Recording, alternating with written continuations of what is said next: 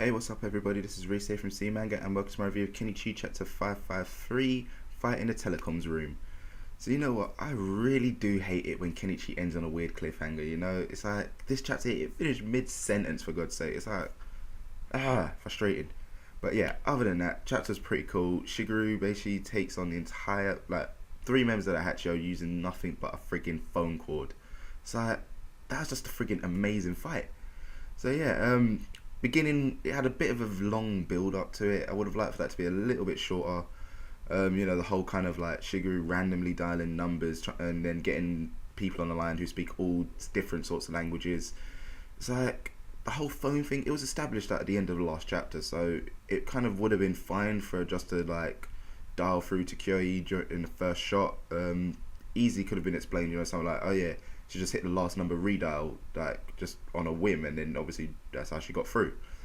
But anyway, she got through in the end, and yeah, she's able to give off her coordinates. So yeah, first one was easy. It was the second one that basically saw an awesome battle come with it. It was amazing. I mean, like, they actually bust in straight away. Arrow comes flying at the freaking telephone line. Next thing, she just grabs the arrow, blocks it, and she carries on trying to talk to it.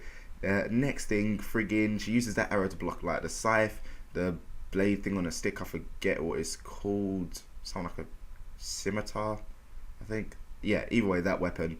She's there blocking that with a friggin' arrow. It's like, oh my god, not all. Then after that, she just jumps over, wraps them all up in the telephone cords, and then she can finally give off the final friggin' coordinates. So yeah, she finally got it out there.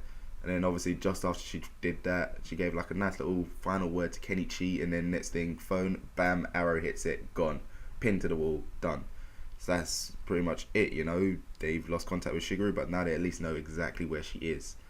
So yeah, her final words to Kenichi were obviously for like him to be for him to be strong. So the question with that is, what the hell is that kind of implying, you know? What's that leading towards? So like usually these type of things here, they come out like literally just before a character gets killed.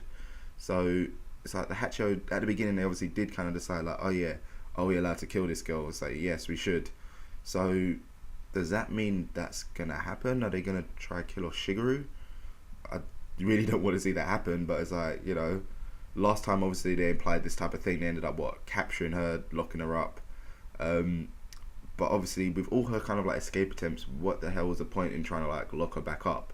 You know, it's like the only kind of way I can see them keeping her locked up is if they get like a bunch of the Hachio members, say 4 or 5, because like, let's face it, she can easily deal with 3 even without a freaking weapon. Yeah, like they get at least 4 or 5 of them to just sit around her at all times, watching her, making sure like, you know, she's not doing anything. Basically they're just running security for her. So that's kind of like the only way I can see them keeping her alive. But yeah, I can't see him killing her. I can't like see the author killing her off. Like, you know, it's like it wouldn't make sense. So therefore, like, you know, she's like literally the only armed person on the good team. So, well, strong armed person, I should say. Obviously there is Freya and Valkyries, but still, you know what I mean? You know what I'm getting at. You know, she's just too strong, and plus, yeah, it's too soon.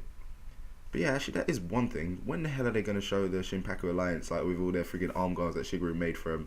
It's like, the whole thing's just been completely forgotten about, you know? The way this arc is at the moment, it started off really amazing, but it's kind of, not slowed down, but been dragged out.